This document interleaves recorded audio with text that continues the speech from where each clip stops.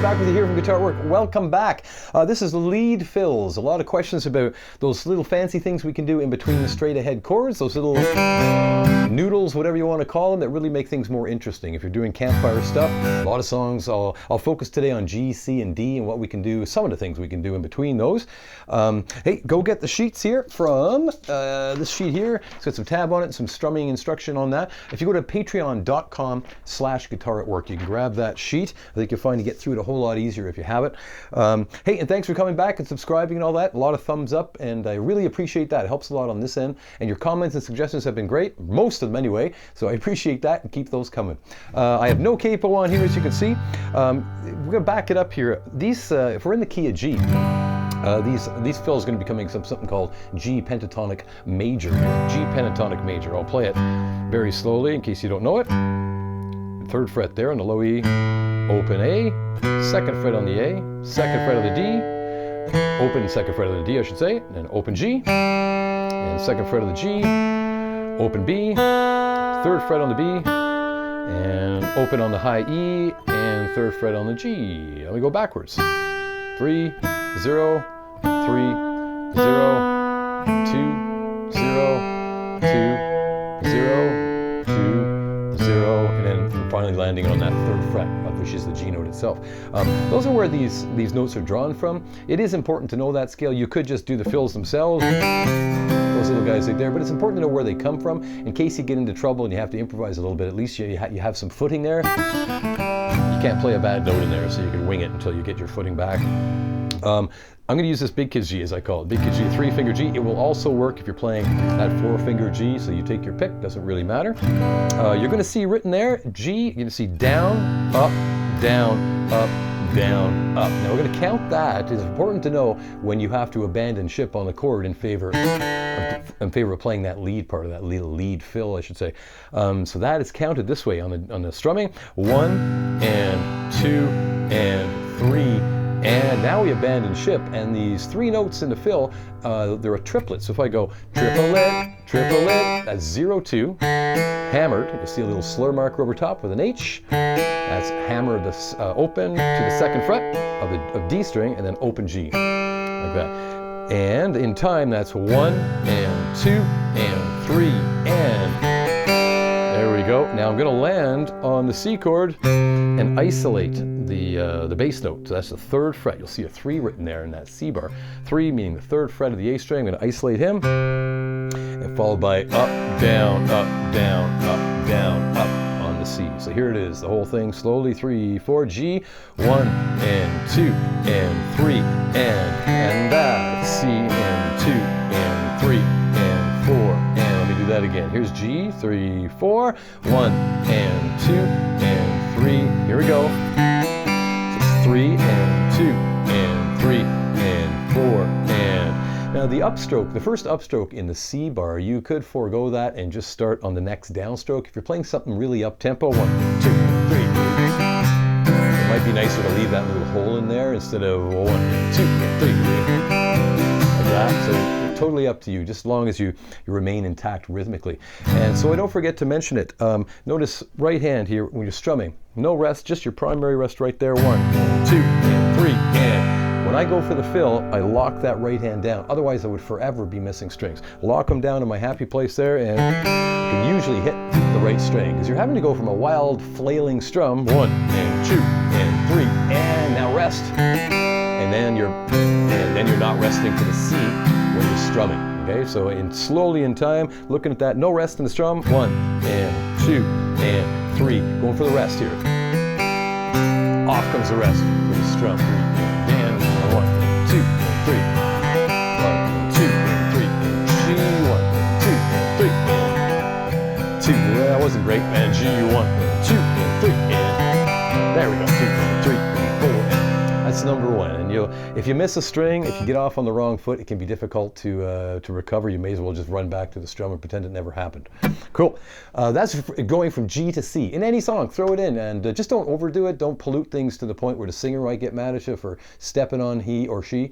Number 2 is something maybe we'd do if C was going back to G. You could do the same fill. By the way, you could do the very, very same fill, but just to break it up a bit, I'm going to go from C in the 2nd line, 1 and 2 and 3. I'm going to play the same thing, but one string lower, one string thicker here. And I'm going to land on the 3rd fret of the low E, which is your bass note for G. 4, and so in time slowly, that guy is C, 1 and 2 and 3. Here comes the fill. 1 and 2. And remember, it's a triplet there. 4. Here it is again slowly. 1 and 2 and 3 and triplet. 1 and 2 and 3. And now you can also get rid of that upstroke immediately after the G bass note if you find it's just too busy in there. Here that number 2 is in real time. 3, 4, 1 and 2 and 3. Rest. 1 and 2. I'll do it. I'll do the same thing. G back to C. C, 2, 3, and G, 2. That's number 2. Round around looped G to C, C to G, G to C. Sorry, C to G, G to C, C to G, G to C. Here it is again. Number 2. 1 and 2 and 3 and 1 and 2. Back to C. 1 and 2 and 3 and yeah. I remember sitting in practice, I put a metronome on or a drum machine, just go round and round and round until you just can't miss here with your right hand. Number 3 is maybe if G was going to D, and they are interchangeable. You can, I've just put them in this order. You can play fill number 3 over top of G to C, whatever you want to do. I had to put it in some sort of order. So the fill on this guy is going to be the open G, number 3 here, and that is the open G, pulling off 2 to 0, little pull written there, little P written there, and that's where you play the 2, snap that finger off, and so you hear a clear open D string, and then to the 2nd fret of the A string, and I'm going to play the D note open, like that, because I'm heading to a D chord. And so that one slowly, number 3, 1 and 2 and 3 and 4 and 1 and 2 and 3 and 4 and so it's a bit busier. There's one extra note.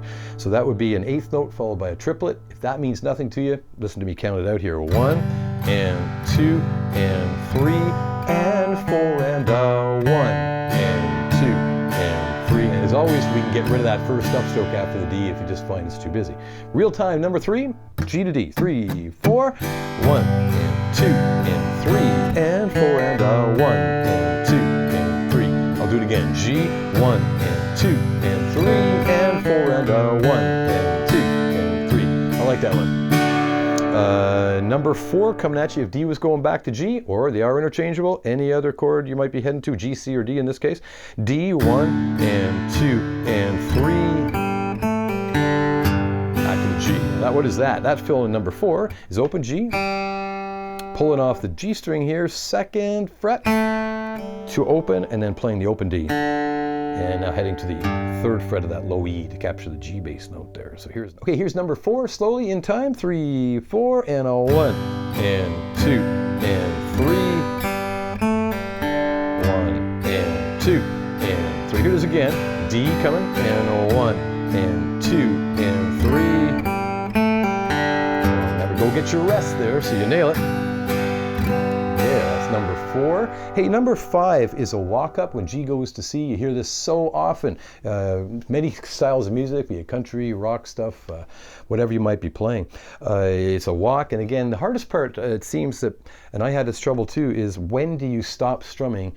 You have to steal a little bit of time at the end of the bar. You have to steal a little bit of time in the strum to get that fill in there, but you got to get to that next chord on time. It's very important to get to the next chord on time. Even if you blow the fill, get to that next chord on time. So this one is going to leave on beat 4, as a couple of others have done here today. G to C sounds like this with a walk up. 1 and 2 and 3 and 2 and 3. You'll hear that all the time. Here's G again slowly.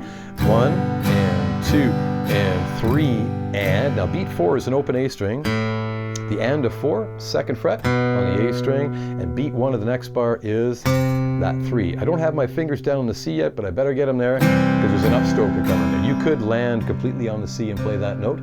Totally up to you. Here's a G again. 1 and 2 and 3 and 2 and 3. I'll do it again. Here's number 5 again with the walk up. And 2 and 3 and 4 and 1 and 2.